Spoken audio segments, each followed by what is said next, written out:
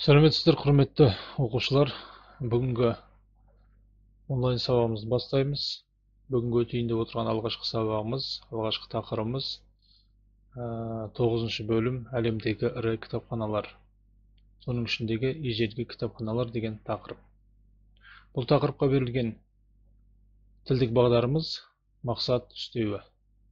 Яғни бүгінгі сабағымызда біз ежелгі кітапханалар жайлы мағлұмат аламыз, және сол бойынша тапсырмалар аламыз, және мақсат үстеуі турасында білетін боламыз. Оның сұрақтарын, оның жауап беретін сұрақтары бойынша мысалдарын анықтайтын боламыз. Және сол бойынша тапсырмалар аламыз, және сол тапсырмаларды орындаймыз. Олай болса, ежелгі кітапханалар тақырыбына тоқталып өтсек. Ежелгі кітапханалар туралы айтпастан бұрын біз ең алғаш кітапхана қай жылдары пайда болғаны жайлы мағлұмат беріп өтсек. Интернет сайттарындағы Массагет сайтында мынандай мәлімет келтірілген екен. Әлемдегі алғашқы кітапхана 8000 жыл бұрын пайда болған. Ежелгі Месопотамия тұрғындары тақтайшаларға балшықты жіңішке сына деп аталатын таяқшалармен жазған екен.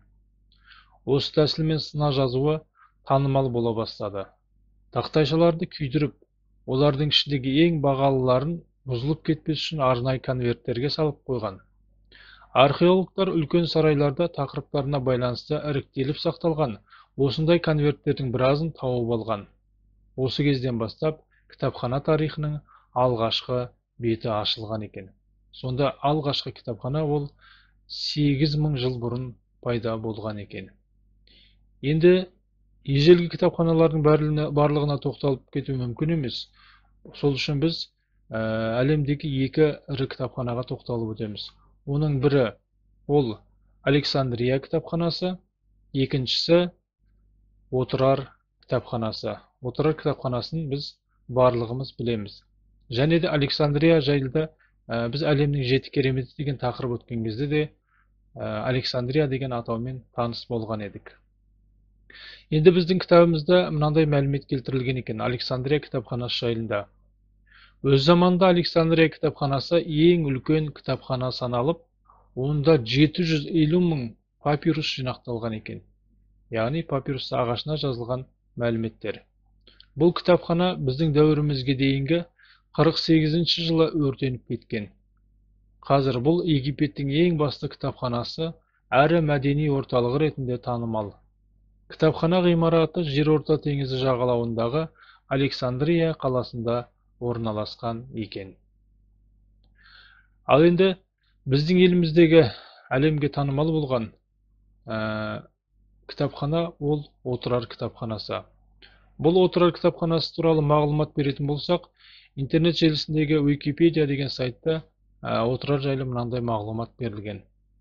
Отырар кітапханасы Моңғол билігіне дейінгі Отырарда орналасқан ірі кітапхана. Фараптағы кітапхананың негізін қалаушы ретінде ғалым әрі философ Абу Насыр әл-Фараби. 12-ші ғасырдың соңындағы кітап жинақтарының қараушысы Сунақ руынан шыққан Хисамуддин делінеді. Кітапхана ауқымы жағынан тек Александрия кітапханасына жол береді.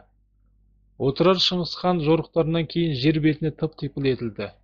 Ал кітапхананың кейінгі тағдыры әлі күнге дейін белгісіз. Кітаптардың тағдыры жайлы жазба деректерде айтылмаған. Орта ғасырлық өзге кітапханалардың тағдыры жайлы аңыздар сияқты, Отырар кітапханасының кітаптарының айналасында әңгімелер көп. Осы жағымен ол іздеушілерді өзіне тартады.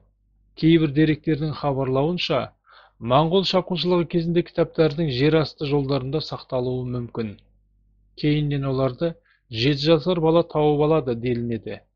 Десе де мұндай жорамалдар нақты дәлелдемелерге негізделмегендіктен ғылымда мойындалмай отыр. Міне бұл жаңағы Отырар кітапханасы жайында. Негізін Абу Насыр әл-Фараби қалаған деседі. Біз Абу Насыр әл-Фараби жайында мағлұматты қазақ әдебиетінен алған болатынбыз, өлеңдерін жаттаған болатынбыз. Әлемдегі екінші ұстаз болып саналатын кісі. Жақсы, олай болса, Енді біз осы ежелгі кітапханалар туралы тақырыбымызды өткеннен кейін осыған байланысты тапсырмамызды алайық. Кітабымыздың 175-ші бетіндегі 5-ші тапсырма. Бұл жерде көлемді мәтін берілген. Көлемді мәтінді оқимыз. Бұл жерде кітапханалар туралы жазылған. Және астындағы 6-шы тапсырмадағы 6 сұраққа жауап береміз. 5-ші тапсырмадағы мәтінді оқи отырып, 6-шы тапсырмадағы сұрақтарға қайтеміз, жауап береміз. Жақсы, тапсырма түсінікті болса, онда тілдік бағдарға өтейік. Біздің бүгінгі өтетін тілдік бағдарымыз бұл мақсат үстеуі. Жалпы үстеуді біз өткен сабақтарда өтіп қойғанбыз. Үстеудің не екенін білеміз. Үстеудің түрлерін де білеміз, қандай түрлері бар екен.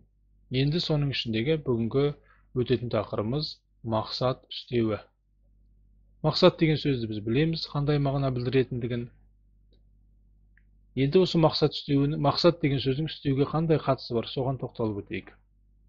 Қимылдың, іс-әрекеттің мақсатын білдіретін үстеудің түрі бұл мақсат үстеуі деп аталады. Яғни қимыл, іс-әрекетті бізде қай сөз табы білдіреді? Ол етістік. Яғни етістік қимыл, іс-әрекетті білдірсе, сол қимыл, іс-әрекеттің не мақсатпен болғандығын, неліктен болғандығын білдіретін сөз табының түрі бұл мақсат үстеуі екен.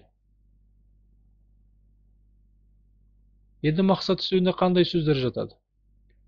Әдейі, әдейілеп, жорта, қасақана деген секілді сөздер жатады. Бір мақсат үстеуіне мысал келтіретін болсақ, мынандай мысал айта аламыз. Әдейілеп шақырды. Мысалы, шақырды. Не істеді? Шақырды. Не мақсатпен шақырды? Әдейілеп. Осы жердегі мақсат үстеуіміз ол әдейілеп. Сонда мақсат үстеуінің сұрағы не мақсатпен, неліктен деген сұраққа жауап беретін болса, онда ол мақсат үстеуі болады екен. Сонда біздің білетініміз мақсат үстеуі қимыл, іс-әрекеттің не мақсатпен, неліктен болғандығын білдіреді екен. Олай болса, мақсат үстеуі түсінікті болған болса, осы мақсат үстеуіне байланысты тапсырмамызды алайық. Кітабымыздың 175-ші бетіндегі 10-шы тапсырма. Тапсырмада не дейді? Мақсат үстеуін дұрыс қойып, сөйлемдерді көшіріп жаз. Кесте сызудың қажеті жоқ. Бір деген белгі қойып, бірінші сөйлемді дұрыс, мына жерге көп нүктеге орнына қойылатын дұрыс мақсат үстеуін қойып көшіріп жазамыз. Екінші сөйлем бойынша 2 деп, ары қарай тура сол ретпен кете береді. Отырар кітапханасы көп нүкте. Мына жерден керекті мақсат үстеуін қоямыз. Өртелген деген пікір бар деп ары қарай сөйлемімізді жазамыз. Олай болса, ежелгі кітапханалар мен мақсат үстеу жайында тақырыбымыз уақытына жетті. Берілген тапсырмаларды алдық. Өздеріңнен тапсырма бойынша дәптерге жазылған жауаптарын күтеміз.